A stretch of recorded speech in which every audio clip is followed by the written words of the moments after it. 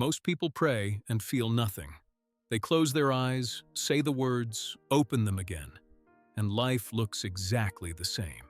But there's a group of people, and maybe you've seen them, who walk away from prayer completely different, calm, clear, like something heavy just got lifted off their chest.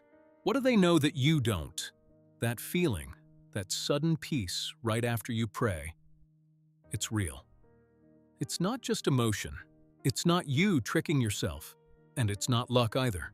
There's actually a reason why some people experience it every single time they pray, and others almost never do. And today I'm going to break that down completely. By the end of this video, you're going to understand exactly why that peace happens, what gets in the way of it, and how to pray in a way that makes you feel it. Not sometimes, not occasionally, but consistently, every time you come before God. Let's be honest for a second. Most of us were never really taught how to pray. We were told to pray. We were told it was important. We were told God hears us. But nobody really sat us down and explained what prayer actually does to a person on the inside, what it's supposed to feel like, and why sometimes it feels like talking to an empty room. And that disconnect creates a problem. Because when you pray and feel nothing, what happens? You start to wonder if it's working. You start to wonder if God is even listening. And slowly, without even realizing it, prayer becomes something you do out of habit, or guilt, or routine, not something you actually look forward to. And that's the trap. That's where millions of people are stuck right now, going through the motions of prayer without ever really experiencing what prayer was designed to give them, which is peace. Not peace later. Not peace when things get better. Peace right now, immediately, in the middle of the mess. So why does that peace come so easily for some people and feel so out of reach for others? That's exactly what we're going to figure out. Let's start with what's actually happening when someone prays and immediately feels at peace. The first thing you need to understand is that peace in prayer is not about the words you say. It's about what you release. Think about it like this. You know that feeling when you've been carrying something really heavy, like a bag full of stuff, and you finally put it down? That moment when you set it down and your shoulders just drop and you take a breath. That's what peace in prayer feels like. It's not something that comes in. It's something that goes out. When a person prays with their whole heart and they genuinely lay their worry, their fear, their problem, whatever it is, at the feet of God, and they actually trust that He's got it, that's when the peace comes. It's not magic, it's release. The Bible talks about this in Philippians 4, verse 6 and 7. It says, "Don't be anxious about anything, but in every situation, by prayer and asking God with a grateful heart, present your requests to God." And then it says, and this is the part people skip over, the peace of God, which goes beyond anything we can understand, will guard your heart and your mind. Guard, not comfort, not encourage. Guard, like a wall, like protection. That peace is described as something so real it acts like a shield over your thoughts and your emotions. So the people who feel it immediately after praying, they're not more spiritual than you. They're not doing something mystical or secret. They've just learned one thing, how to actually let go. And now, let's talk about what gets in the way, because this is where most people get stuck, and nobody really talks about it.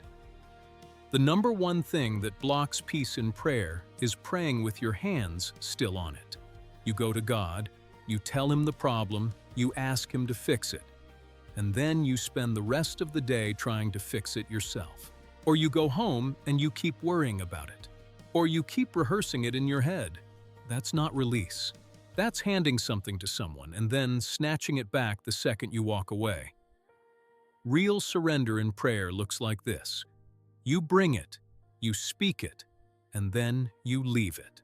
You treat it like you dropped it off and it's not yours to carry anymore.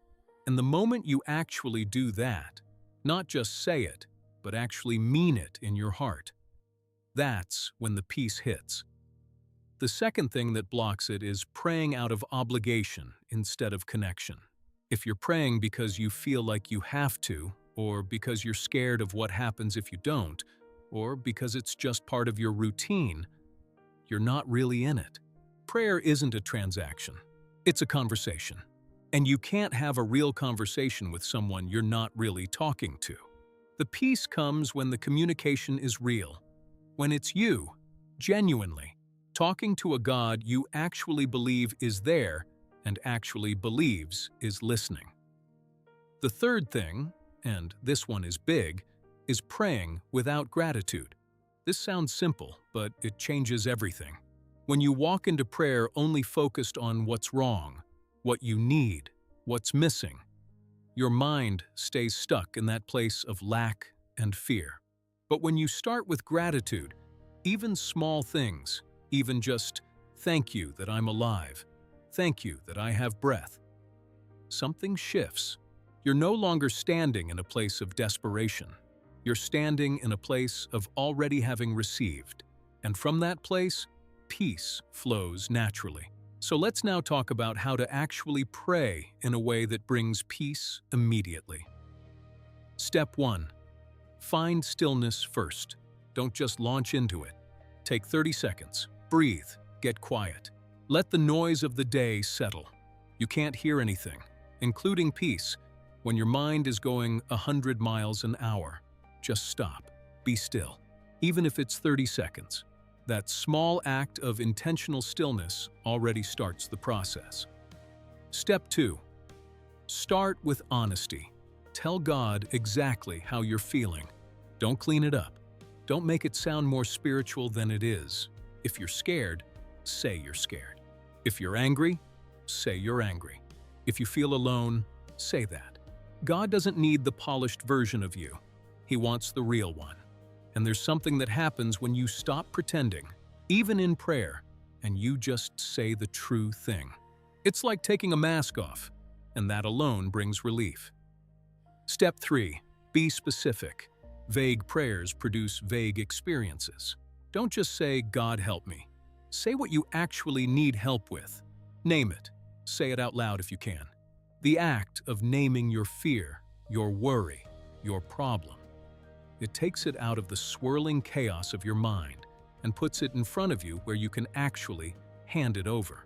You can't give something away that you haven't identified. Step 4.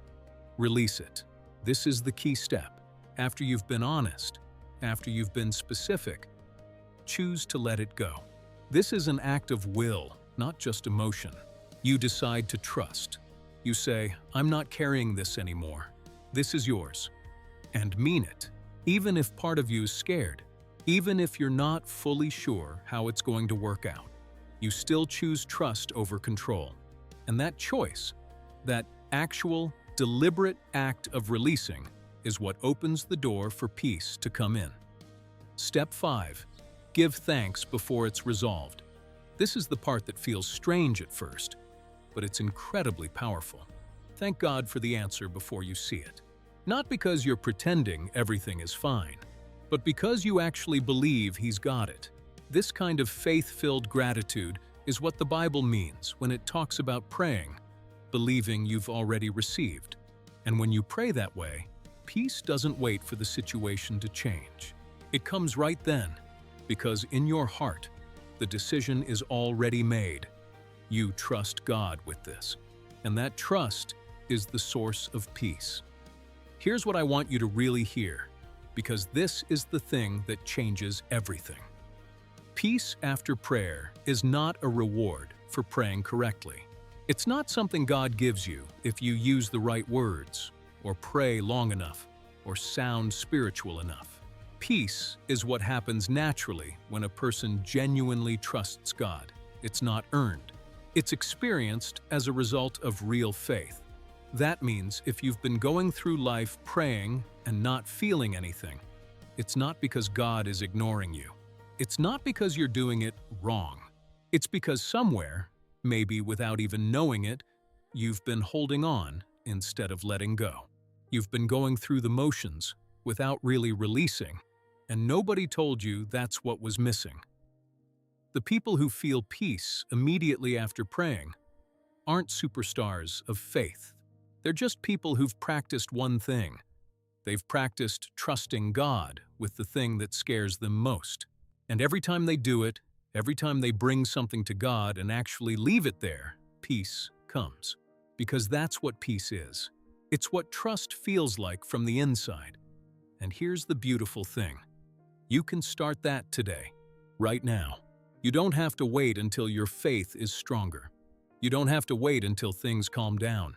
You can bring exactly what you have right now, with exactly the kind of shaky, nervous trust you have today. And God will meet you there. So let's bring it all together. Peace in prayer is real.